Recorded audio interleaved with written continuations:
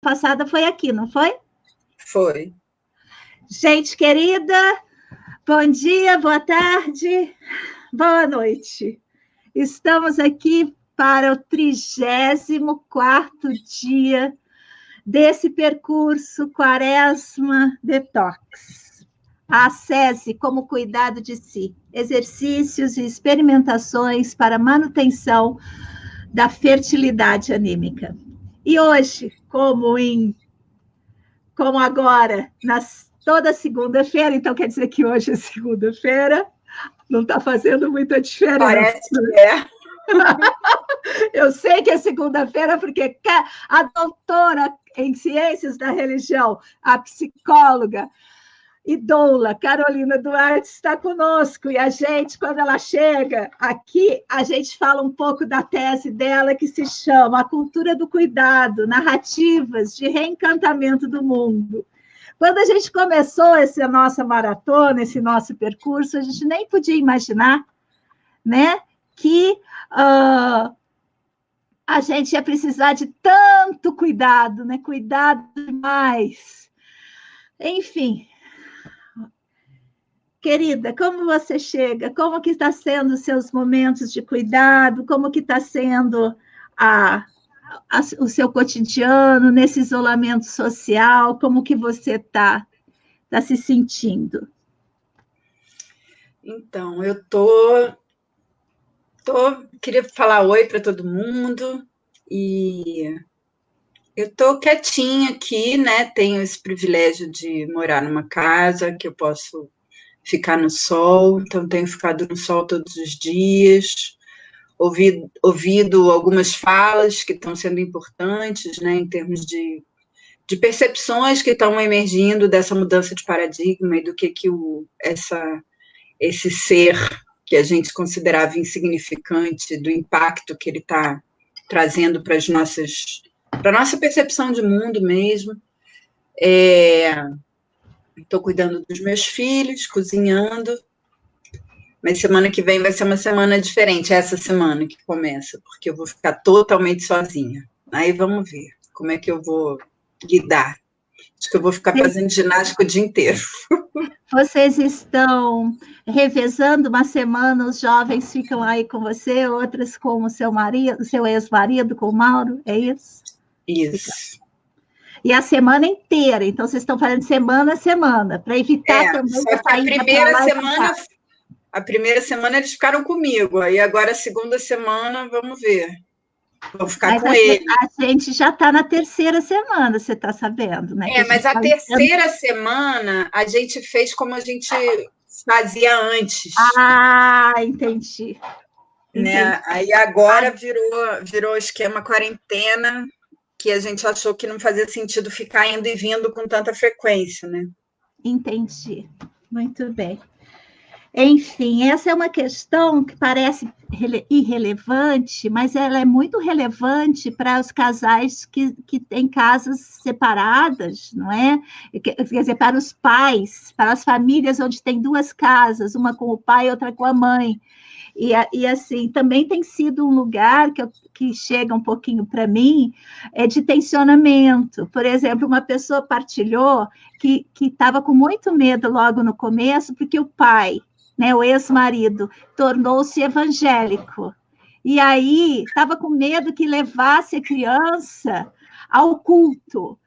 Então, eu acho que todos os estratos da nossa vida, eles ficam evidenciados, todos os atritos ficam mais atritados, todas as coisas ficam mais difíceis da gente organizar isso, né? Você continua atendendo pelo Skype, online, remotamente? Estou atendendo remotamente, pensando ainda uma alternativa para os grupos. Estou sentindo um chamado forte de tentar fazer um grupo online falando da questão da espiritualidade na gestação, né? Mas ainda não sei direito como fazer isso, né? Para mim, os grupos, você não tem pensado em usar o Zoom para isso? Eu tenho pensado, eu ainda, assim, a gente marcou um primeiro encontro do grupo de mães e bebês na sexta-feira, agora, online, pelo Zoom. As gestantes eu tenho feito falas, né, conversas individuais, mas eu estou querendo abrir isso geral, assim, estou sentindo esse chamado, mas eu tenho muita dificuldade com a tecnologia, assim, tenho uma... já antes dessa coisa toda, eu tenho essa... Sei lá, eu fico pensando, nossa, tem tanta gente falando um monte de coisa, para que eu vou ficar falando mais coisas, né? Mas a sensação que eu tenho é que a gente precisa ter uma canalização para essa sintonização, assim, com a coisa, com um legado espiritual, sem ser religioso, que essa situação está trazendo para a gente, em termos de uma espiritualidade da psicologia também, né? Porque a galera está pirando, tá difícil mesmo, né? É um confronto consigo mesma de uma forma muito potente. E a sensação que eu tenho é que eu, ao longo dos últimos 4 anos, e especialmente os últimos 2 anos, eu fiquei muito reclusa escrevendo, né? E é como se eu já tivesse me debatido internamente com muita coisa, como se eu estivesse me preparando para agora, sabe? Porque as malhas, as camadas do isolamento não são novas para mim, né? Eu passava semanas sozinha, semanas só estudando, escrevendo, tentando achar uma lógica para isso tudo que eu estava escrevendo. Então, é como se eu já tenho... Está rolando um reconhecimento de que eu tenho algumas coisas para passar, vamos dizer assim. Mas Olha acho que só. tem um caminho de autoafirmação aí que eu ainda estou nele. Vamos ver como é que... Eu acho importante isso que você fala, né?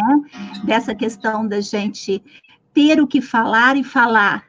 Porque quando você pensa com uma avaliação quantitativa, né? Olha só, tem tanta gente falando, para que eu vou falar também? Eu acho que a gente está distorcendo a coisa e sendo permeado por um pensamento quantitativo que ele não ajuda, sabe? Por exemplo, eu mesma estou aqui. É importante para mim estar nessa ação para minha própria saúde, apesar de que agora já estou sentindo o peso disso, né? 34 dias aqui, eu já estou sentindo como isso é pesado todos os dias estar aqui, né? Mas como isso também tem sido aquele hexagrama do I Ching, é importante ter aonde ir, né? É importante ter aonde ir. E a outra coisa sempre vai ter alguém, né, que vai te escutar. E para essa pessoa vai ser importante. Então, a comunicação, a produção de cultura do contemporâneo, ela não é mais avaliada de maneira quantitativa, apesar de todas as marcas do neoliberalismo apontarem para isso. Ela ainda é um por um. Ou seja, se você atinge uma pessoa num mar de coisas, isso já é efetivo, porque para aquela pessoa foi importante. Então, eu acho que é um pouco por aí que a gente tem que se organizar, sabe? A partir da própria vontade de expressão que você tem, né? Mas também pensando naquela recepção, né? Que seja 1, 2, 3, não importa. O importante é que para aquela pessoa fez a diferença. Ela teve uma escuta, ou ela teve um lugar onde ela pudesse se aconchegar, não é? Enfim, um pouco disso. Vamos ver como é que eu faço essa travessia. Você está sendo uma grande... Essa sua oportunidade que você está me dando está sendo um grande aprendizado. Pois então, e aí se você precisar de ajuda técnica também, estou aqui para fazer isso, para ajudar com carinho. Olha só, a Dedé está falando assim, passei pelo mesmo sentimento com relação a dar aula online, mas persisti para superar essa trava. Acho que depois de começar, já me sinto melhor. Temos que destravar. Então, a Dedé, eu soube que ela dá aula de violoncelo, ela está lá conosco, de vez em quando ela aparece lá conosco à tarde para a gente conversar. E aí, além do que, nosso aparelho, digamos, é só nosso aparelho formador, é só nosso estudo, é só aquilo que a gente tem, né, como experiência, como pesquisa. Agora, as minhas queridas, que são várias, dando aula de música online, elas ainda têm que ultrapassar ainda a questão técnica. Então, tem vários, a Dedé dando de violoncelo, a Andiana dando de violão, a Inês dando de música, canto. Então, assim, muita gente que está tendo que fazer isso, porque se a gente ficar aqui 4 meses, como que a gente vai fazer, né? Mesmo a questão da sobrevivência também. Enfim, ó, viajamos por um lado que a gente nem tinha planejado. Eu falei que não adianta a gente planejar, porque quando abre essa tela, vem o que vem. Fora que a gente precisa conversar, né, Nina? A gente acabou que só está conversando aqui nesse momento. Pois então... Olha só, eu queria pegar, eu coloquei o título hoje, a hipótese Gaia, porque na semana passada a gente ia terminar na hipótese Gaia, mas você sabe, essas coisas vão para um lado, vão para o outro, a gente ainda não chegou nela. E eu queria trazer uma citação provocando um pouco, porque essa manhã eu estava vendo lá na Carta Capital, eu até vou compartilhar a tela aqui, deixa eu ver se eu acho. Vidas Iguais, um projeto, não sei se já está dando para aparecer, já está aparecendo aí. Aparece, Vidas Iguais. Aparece, para mim aparece. Campanha defende emprestar hospitais privados ao SUS. Então, eu fiquei pensando nessa provocação, sabe? Como que agora, as vidas têm que ser iguais também entre os humanos. Mas aqui na sua tese, você está propondo, com essa hipótese Gaia, uma questão igualitária que transcende o humano, que ultrapassa essa questão da primazia do humano. Diz assim, primeiro vem uma citação da Dana Haraway, que diz assim, para mim, usar a palavra nós é tanto um convite quanto uma pergunta. Quem será recolhido nesse nós para tornar mundos mais vivíveis juntos? Esse nós é tal que merece um futuro, e ele é uma desculpa ele é uma desculpa para não se aprofundar o olhar nas condições de exploração necessárias para sustentá-lo. Aí você diz assim, a autora convida a pensar em termos de multiespécies, humano, animal, vegetal. Permito a inclusão aqui da hipótese de Gaia, que engloba a perspectiva de um macrocosmo, o planeta, e um microcosmo, as bactérias e os vírus, né? E o mesocosmo, olha, eu acho isso demais, a mente, e nos convida a tornar-se ainda em construção. Eu tenho percebido, tudo que eu tenho lido, escutado e tal, que tem 2 hipóteses acontecendo nesse momento para pós-pandemia.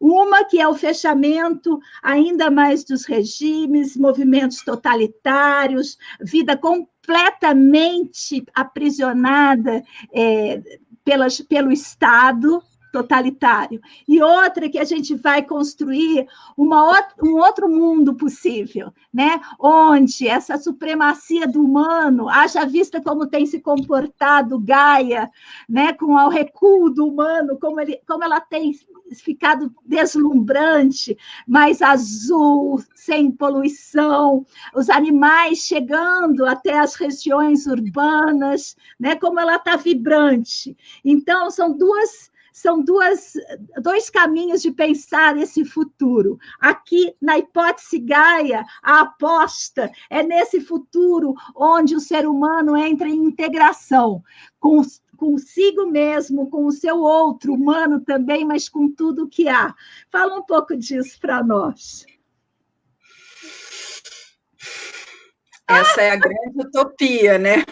É a grande utopia, mas parece... Hoje mesmo eu estava escutando alguém dizendo assim, que em grandes momentos, grandes crises, aconteceu um sentimento de que, ao passar, outro mundo é possível, e que nós agora estamos vivendo esse sentimento, né? Que quando isso passar, pós-pandemia, outro mundo será possível. E em alguns momentos históricos, esse outro mundo realmente aconteceu. Quem estava falando falou assim, por exemplo, com o fim da ditadura, né? Outro mundo seria possível, mais humanitário, mais vivo, digamos, né? Então, eu não sei. Eu sou do time da pessimista, mas não quero passar isso para frente. A gente tem que ser um pessimista alegre, como dizia o Viveiros de Castro.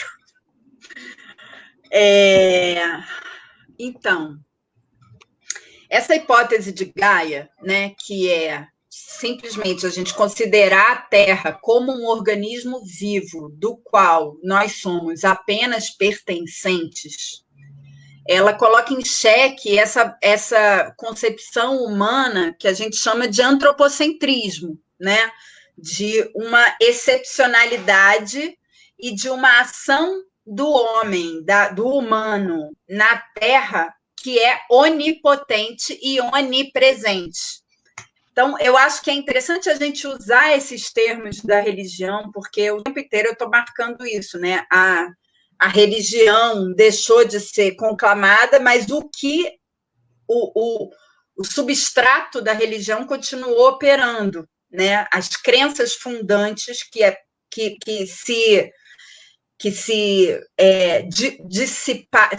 não dissiparam, mas que se propagaram a partir das ideias e das histórias religiosas, continuam sendo fundantes. A estrutura epistemológica, a estrutura de valores é a mesma da religião, só mudou o conteúdo para o mercado, para a ciência, mas a estrutura de endeusar algo, né, e submeter o restante, isso continuou, né? E a gente faz isso em várias camadas, né? Porque a gente faz isso dentro da esfera humana, ou seja, existem seres existem seres humanos, existem pessoas que têm mais legitimidade de existência, privilégios, tarará, e aí por isso essa história do SUS é maravilhosa e louvável. Vidas iguais, né? Vidas iguais. Entre os seres humanos, alguns não são, alguns podem não receber, e outros podem ter 2 UTIs para si mesmo. Né? Pois é o que o cara da Havan fez, né? Ele foi lá e falou: não, eu vou fazer 2 leitos ali na minha cidade, vou doar para 2 leitos. Tipo, ele está querendo garantir o dele, né?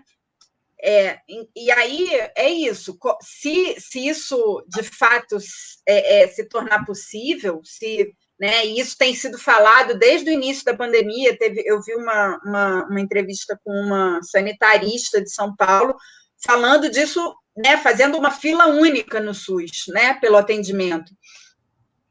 SUS englobando o sistema privado. Que foi o que a Espanha fez. Ela estatizou todos os hospitais.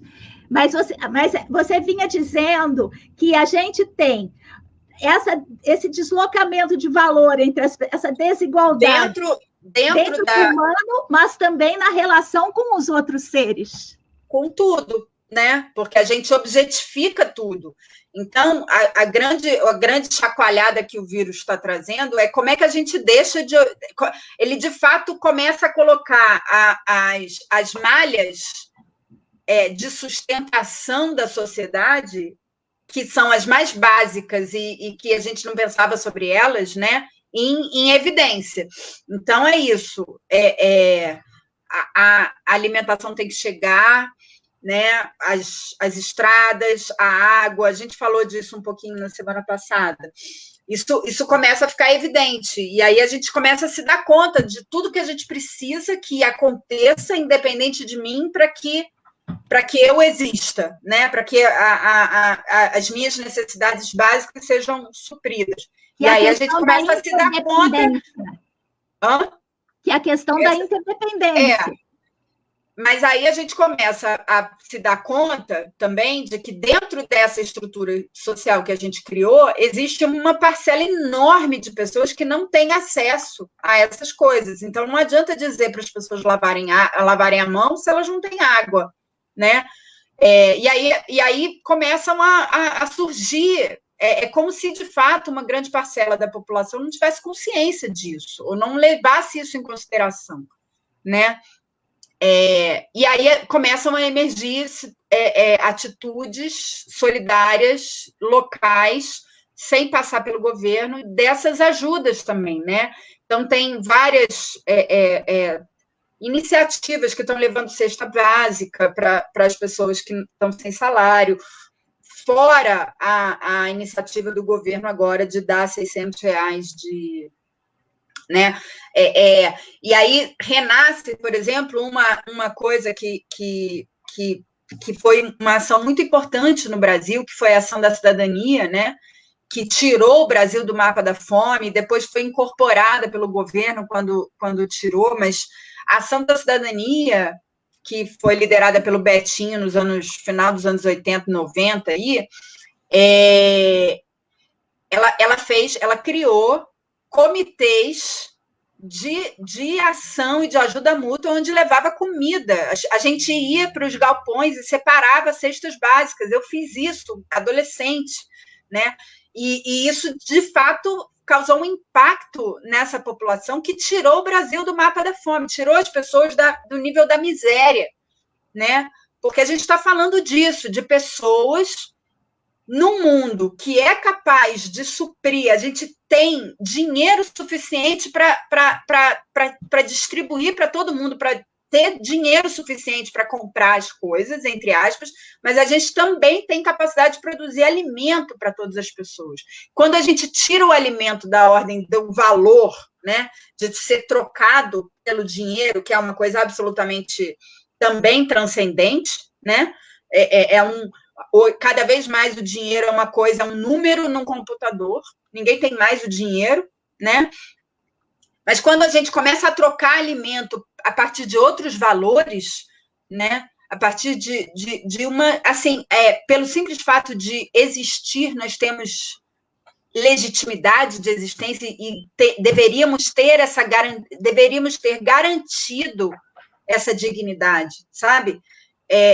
A gente começa a falar de outras... Porque tem uma fala do Davi Copenaua, que é um índio Yanomami, é uma das pessoas mais importantes, eu acho, da gente falar e ouvir sobre o que ele fala sobre nós mesmos, porque ele faz uma antropologia às avessas, né?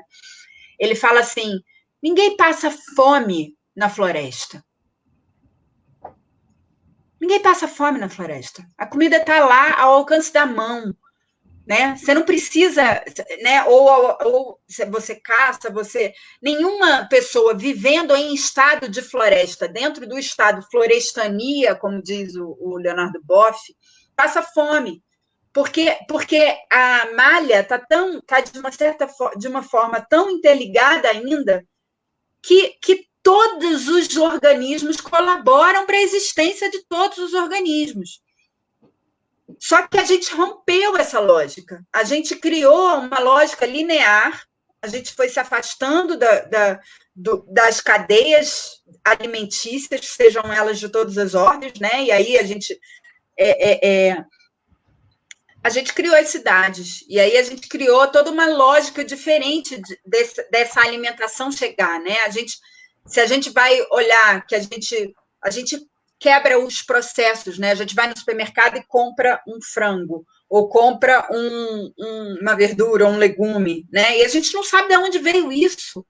Então, todas essa cadeia, e aí a palavra cadeia é importante, ou talvez a palavra teia, né, de relações que suprem as nossas necessidades básicas, nessa sociedade cidadã, da cidade, foi rompida.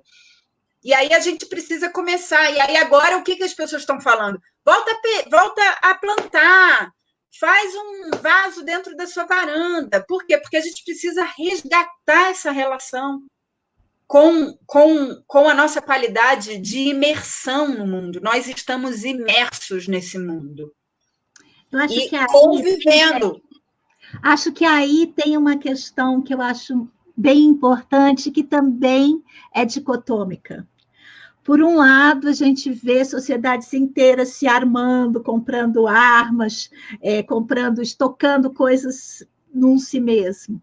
Por um outro lado, a gente vê redes, né, como falou a Andréia, que a sociedade civil se organizando em redes para espalhar a vida, não é? A abundância, né? Porque a vida é da ordem da abundância. Sim. A morte é da ordem da segregação, da ordem da exclusão, da ordem da escassez, né?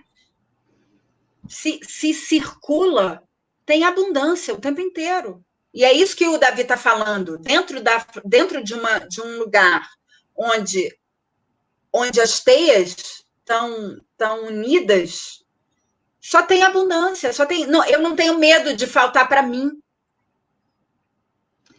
Eu penso assim que talvez, você falou agora uma frase que é bem, bem emblemática disso. Se circula, tem abundância. Num momento em que a gente não circula, né? A vida, para ela se manter, ela vai ter que ser toda coreografada de novo. Eu acho que a vida humana, né? Porque, na verdade, quando a gente parou de circular, o resto da vida conseguiu circular, né? Conseguiu porque o que essa sociedade fez? A gente fez nichos.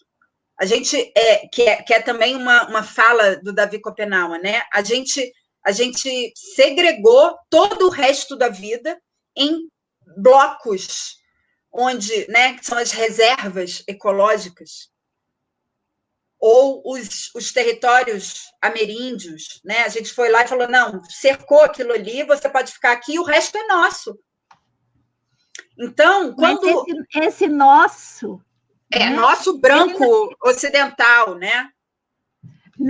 Nosso, o resto é nosso de um certo poder econômico, né? Uhum. Por quê? Porque também nesses outros territórios a circulação ela não é igual, né? A circulação ela é o que eu estava tentando talvez pensar é que agora onde nada pode circular, vamos pensar agora só na questão das cidades, né? Porque eu ainda estou circulando. Se eu for a pé, eu vou para qualquer lugar aqui que eu estou circulando. Mas vamos pensar você não está na cidade, né? Isso. Vamos pensar na área urbana. A circulação ela foi interrompida. Circulação humana. Estou falando da cidade. Tudo bem, pessoas. Mas é verdade. Mas é importante eu pontuar. Meu raciocínio, criatura. Desculpa. Olha só, presta atenção. Eu estava pensando assim, ó, imagina que a circulação, porque a gente vinha falando que essa circulação, ela agora precisa ser reorganizada. Por quê? Porque foi impedido de aquilo que a gente vinha fazendo, que é isso que o Davi Copenau estava falando, isso que a gente vinha fazendo, que era o nosso normal, essa atrocidade que é a vida contemporânea, que é considerada normal, parou. Então, agora, a gente tem uma oportunidade, é isso que eu queria trazer, de refazer a circulação. E eu acho que essa sociedade civil organizada, que a Andréia falou, o que está fazendo é fazendo uma nova coreografia dessa circulação, pensando nos diversos estratos que também antes não circulavam. Então, eu acho que agora a gente tem uma oportunidade de fazer circular a potência da vida nas cidades de outra maneira. Pronto. E a gente agora aproveita isso, essa parada, para tentar trazer, então, esse pensamento de circulação de oxigênio do mundo para todos os estratos, para tudo, para entrar, talvez, transformar essa vida da gente nessa florestania, né, que você trouxe. Bem, agora encerrei, é seu. É isso, eu acho que a gente precisa olhar isso como uma grande oportunidade mesmo. Precisa ser, é uma oportunidade, a gente precisa aproveitar ela, né? Esse que é o problema. Agora, deixa eu ler o comentário da Minda, e depois a gente entra nessa questão problemática entre a arma e a cesta básica. De uma ponta a outra do planeta, nós vivemos numa prisão, onde o capitalismo financeiro está em todo lado, no local do trabalho, centro comercial, empresas, etc. Mas são os pequenos sinais da natureza que nos encorajam. Muito bem, um pouco por aí também que eu acho que a gente pode começar a pensar. Nós estamos nitidamente divididos, enquanto humanidade, hoje, em 2 blocos. O bloco que quer se armar para garantir o seu, que foi comprar armas ao invés de alimentos, e o bloco que está pensando o que eu posso fazer daqui do meu isolamento para apoiar quem não tem casa. São 2 blocos nítidos, infelizmente, né? Infelizmente. Então, como que a gente pode se articular para colocar em jogo, colocar em ação essa hipótese Gaia, onde desde as bactérias, a mente, o planeta e os outros seres humanos sejam vistos, digamos, com o mesmo valor, né? E não com valores diferentes, né? Então, como é que a gente aproveita essa oportunidade para produzir uma ação efetiva que seja mais efetiva do que as armas da outra tropa, né? Que não é pouco também. Enfim, estou um pouco nesse lugar de desespero por isso, de achar que a gente tem que se articular, especialmente agora, porque acabou a pandemia, todo mundo vai querer recuperar aquilo e a vida não vai ser a mesma, né? Então, é isso. É isso, é local, né? As soluções são locais, então eu falar aqui no meu condomínio, você aí no seu, tentar localizar as pessoas, é comprar do MST, é comprar dos pequenos, eu acho que tem diversas ações, né? Eu, por exemplo, brigando no supermercado no Bretas, assim, escrevi várias cartas para o Bretas, toda vez que eu fui, eu ia lá e escrevia naquele caderno, falando, cara, vocês não estão cuidando das pessoas das pessoas que trabalham aqui, sabe? E, enfim, são diversas, mas assim, eu me sinto muito impotente aqui onde eu estou. É isso que eu estou vivendo essa semana, assim, como é que eu tô assim, o que eu posso fazer? Também não sei, vamos fazer alguma coisa? Eu acho que a gente não é impotente, a gente pode falar sobre isso, a gente pode transmitir esses valores, a gente pode trazer esses pensamentos, a gente pode afetar pessoas com esses conteúdos. E uma pessoa afetada com esses conteúdos, ela também vai ser uma pessoa em ação. Eu acho que é isso que a gente tem que fazer. Eu acho que você tem que abrir seu grupo, falar com as pessoas, trazer os valores que você tem e ir contaminando, porque acho que é quase que uma obrigação nossa fazer isso, né? Hoje a nossa conversa foi bem doidinha, briguei com a convidada. Convidada, pare, deixa eu falar. Ai, que horror! Eu estou pirando, sabe? Eu estou perdendo o mínimo de etiqueta que eu tenho, eu já estou pirando. Não tá, não. Você não brigou comigo, não. Estou cheia de intensidades, sabe? Mas é porque tá difícil, né? É como se eu fosse um furacão, sabe? Um vulcão, é como se eu quis, sabe? Eu não sei lá. esse confinamento está trazendo à tona, sabe, muita coisa que eu não tenho conseguido lidar, sabe, assim, é como se tivesse um nó na garganta o tempo todo, e falo assim, eu tenho que fazer alguma coisa, sabe, como tenho que fazer, eu sei lá, então, foi mas é isso, mas você está super fazendo, amor, está super. Está sendo super importante. Já escrevi isso e agora falo publicamente. Aí você respondeu para mim numa live falando: não, eu estou fazendo por mim. Claro, eu acho que a grande sacada vai ser quando a gente conseguir, de fato, viver a esfera entre mim e o outro, não faz diferença. Não vai dar para, assim, não. Só vai ser bom quando for bom para todo mundo. É isso. Eu acho que agora você chegou no ponto. É quando aquilo que eu fizer por mim for bom para o outro também, né? Acho que é um pouco isso que a gente tem que exercitar. E o para o outro é o para o outro, não só o outro ser humano, mas também para o planeta, também para as bactérias, até mesmo para o coitado do vírus, para tudo, quando tudo que a gente fizer seja uma potência afirmativa da vida, né? E aí eu acho que um caminho concreto concreto e já trilhado por algumas esferas humanas uma coisa que vem na palavra do Papa, e quando vem na palavra do Papa, eu acho que é importante, eu acho que isso chega a mais pessoas, não é que, já que ele falou, a gente vai. Eu já estava prestando atenção nisso há muito tempo, já vinha na palavra do Capra, vinha na palavra de várias pessoas, inclusive da hipótese de Gaia, mas veio na palavra do Papa, né? Desse nosso Papa querido, que essa semana fez aquela celebração que, sendo católico ou não, foi muito emocionante, né? Uma bênção.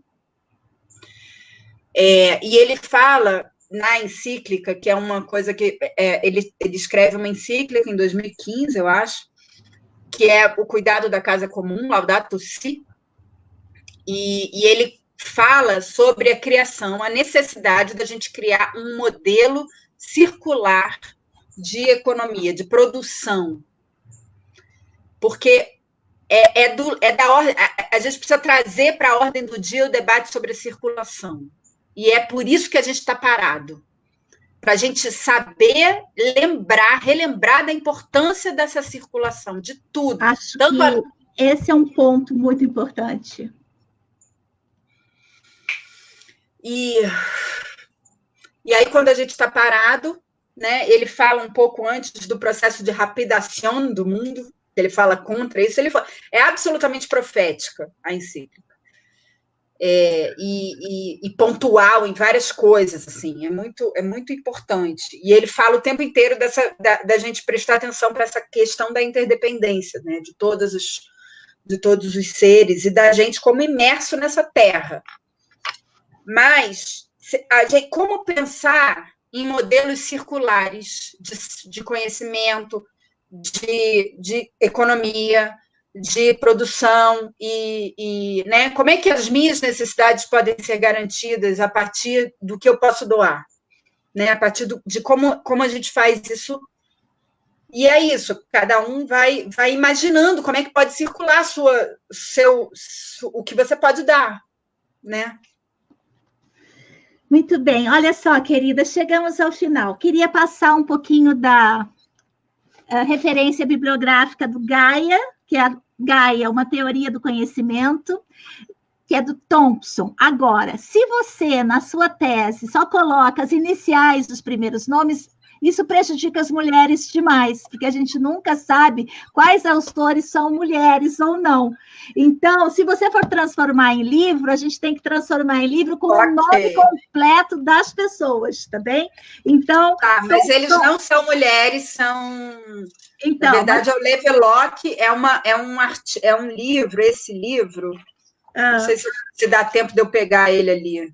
Da hipótese Gaia, pode pegar. A gente já está atrasadinho mesmo, mas a gente pode pegar, porque eu acho importante a gente ter esses conhecimentos aí. Então, gente, olha, eu vou passando uns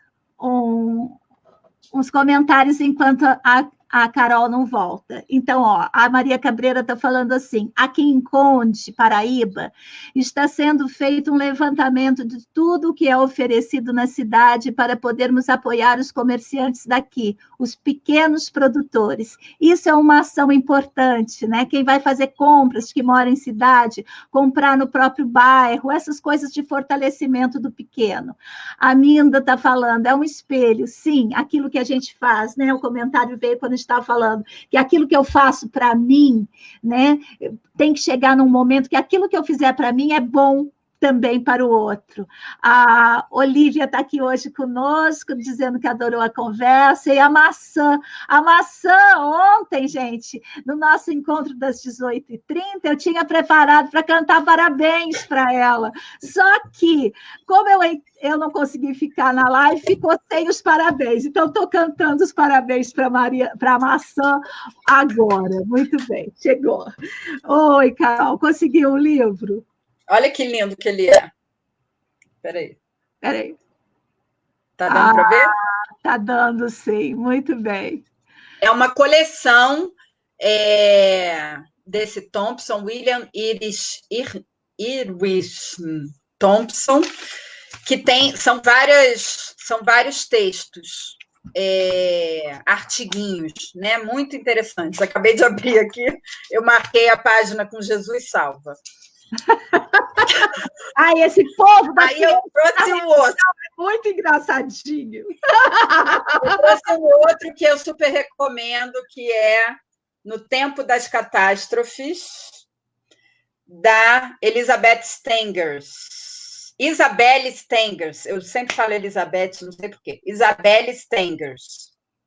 E trouxe um outro, que é mais antiguinho, Encantamento do Mundo, Ecologia e Espiritualidade, da Nancy Mangambeira. Esse daqui tem um prefácio do Leonardo Boff, lindo de morrer, e ela fala sobre uma coisa que eu não abrangi na tese, mas que eu acho que é interessante, né? Essa coisa da submissão, né? Desse lugar da obediência e esse diálogo entre o algoz e a vítima, né, que a gente coloca de uma forma muito dicotômica. Dentro da psicologia, a gente já tem um diálogo sobre isso, né? Na gestalterapia, a gente trabalha bastante isso dentro do consultório, mas ela fala como um arquétipo do subserviente, e que a gente precisa transpor isso, porque se a gente vai virar uma sociedade civil organizada, a gente tem que sair do lugar de expectativa desse transcendente que vai ajudar a gente. A Isabelle Stengers fala dessa dinâmica do transcendente também, ela coloca tanto o Estado, a economia, como a ciência, como lugares de transcendência, e ela chama de os nossos responsáveis. Esse livro é muito bom. Os nossos responsáveis, que na verdade a gente precisa ser responsável agora. Vamos falar mais. Um beijo enorme. Gente, obrigada, viu? Olha só, à 1h30 eu estou lá com os 3 aprendizados na infância no Instagram, e às 18h30 a gente encontra para comer o bolo da maçã que fez aniversário ontem. Um beijo, gente. Beijo, até. Beijo,